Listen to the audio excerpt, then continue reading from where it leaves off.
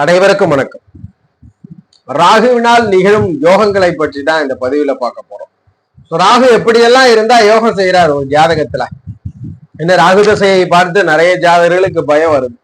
அப்பாயின்மெண்ட்ல கூட எனக்கு இருக்கக்கூடிய ராகு யோகம் செய்வாரா இல்ல அவயோகம் செய்வாரான்ற கேள்விகள் அதிகமா இருக்கு. இது ஏன் வருது அப்படின்னா, ராகுவை நாம் போகக்காரகராக வரையறுக்கிறோம். போகக்காரகர் எந்த இடத்தில் அமர்ந்தாலும் அந்த இடத்தில் திருப்தி இல்லாமல் வேண்டும் வேண்டும் என்ற ஆகவலை கொடுக்கக்கூடியவர். அகோர பசி கொண்ட ஒரு கிரகம் தான் ராகு. அதனால எந்த பாவத்தில் அமர்ந்தாலும் அந்த பாவத்தை பெருத்துப்படுத்த போகிறார். அதுபோல் ஒரு மனிதனை ஒரே பிறவியில பெரும் செல்வந்தராக்குவது, புகழ்பெற்ற நபராக்குவது, பெரிய பெரிய முக்கியமான பெரும் யோகங்கள் எல்லாம் மிக குறுகிய காலகட்டத்தில் இந்த ராகு தான் கொடுத்து விடுகிறார். அப்படி உங்கள் ஜாதகத்துல ராகு யோகத்தை செய்வாரா அப்படின்றத இந்த பதிவுல தெளிவுபடுத்த போறோம். பொதுவான ராகுவை பொறுத்த வரைக்கும் இருள் கிரகம் நம்ம எளிதில் உணர்ந்துக்கணுன்றதுக்காக முன்னோர்கள் பாம்பினுடைய தலையாக குறிப்பிட்டிருக்கிறார்கள். எப்படி ஒரு பொருளை பாம்பின் தலை எடுத்துக்கொள்ளும், வால் இல்லை என்றால் அதால் டைஜஸ்ட் பண்ண முடியாது. வால் பகுதியை தான் கேதுவா குறிப்பிட்டிருக்காங்க.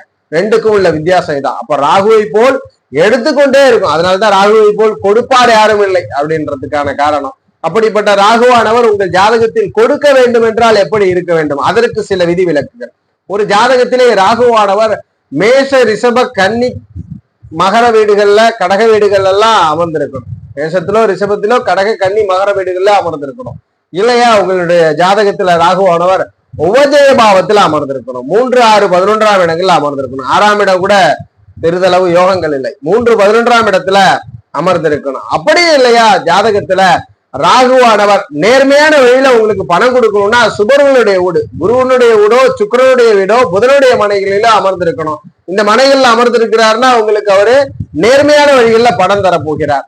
அதே போல இருள் கிரகங்களுடைய வீடுகள்ல அமர்ந்திருக்கும் பொழுது அல்லது இருள் கிரகங்களோட தொடர்புல இருக்கும் பொழுது ராகு நேர்மையற்ற முறையில செயல்பட போகிறார். நேர்மையற்ற முறையோ ஒரு மனிதன் கொடுக்க வேண்டும் என்றால் ராகு நேர்மையாகவும் கொடுப்பார், அவயோகமாகவும் கொடுப்பார். பெரிய பெரிய கோடிகளில் பணம் பண்ணணும்னா அங்க சில ஊழல்கள் இருக்கத்தான் செய்யும். நேர்மையான வழிகள்ல யாராலையும் 18 வருடங்கள்ல பெருங்கோடிகளை சம்பாதிச்சிட முடியாது. ஏதேனும் ஒரு விஷயங்கள் அது லூப் இருக்கும், அது தந்திரமான ஒரு வழியாக இருக்கும். ஆக மொத்தம் ராகுவை பொறுத்த வரைக்கும் யோகம் செய்யணும்னா ஒண்ணு உபஜயத்துல 3, 11 அல்லது மேஷ ரிஷப கடக கன்னி மகர வீடுகள்ல அல்லது சுபகிரக வீடுகள்ல. இந்த வீடு தான் வலுவான வீடு. இந்த வீடுகள்ல ராகு இருக்கும் பொழுது யோக பலனை செய்து விடுகிறார். எதுவானாலும் ராகுவிற்கு வீடு கொடுத்த கிரகம் ஆட்சி உச்சம் பெற்று வலுவா இருந்தே ஆகும். ஆட்சி உச்சம் பெற்று வலுவா இருக்கும் பொழுது மட்டும்தான் ராகு நல்ல செயல்படுத்துவார். இல்லை என்றால் ராகு ஒரு வீட்டுல ஒரு திண்ணையில கற்பனையோடய உங்கள் நினைவுகளை மூழ்கடித்து விடுவார்.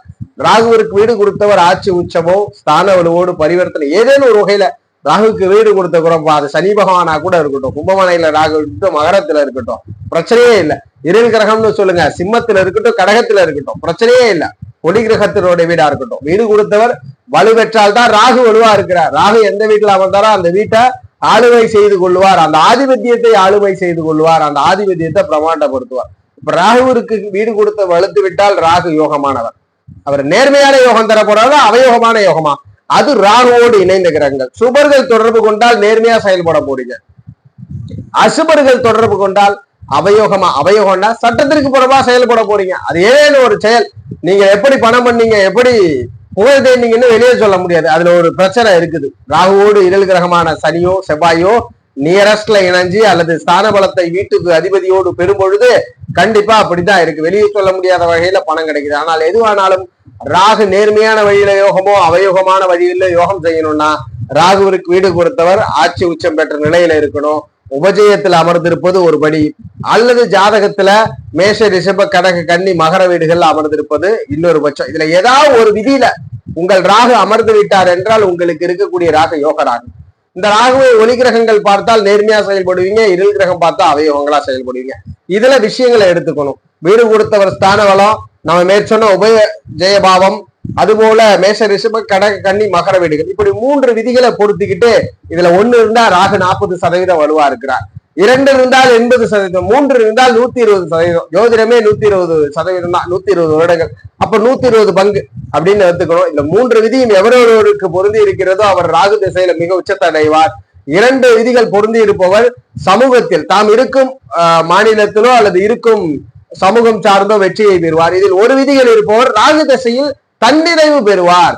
இந்த 3 விதிகளுமே இல்லாத ஒரு நபருக்கு ராகு திசை நடக்குது. இந்த ராகுக்கு ஒரு வீடு கொடுத்த ஒரு வலுவை இழந்து விட்டார்னா அவர் தான் ராகு திசையில ஒரே இடத்தில் நினைவுகளோடு மட்டும் தங்கி விடுவார் என்பதை வலியுறுத்துறோம். ஸோ ஜோதிட ரீதியான தகவல் அல்லது உங்கள் சுய ஜாதகம் சார்ந்த சந்தேகங்களுக்கு ஸ்கிரீன்ல தெரிகிற நம்பரை தொடர்பு கொள்ளுங்க. வாழ்க வளமுடன். நன்றி.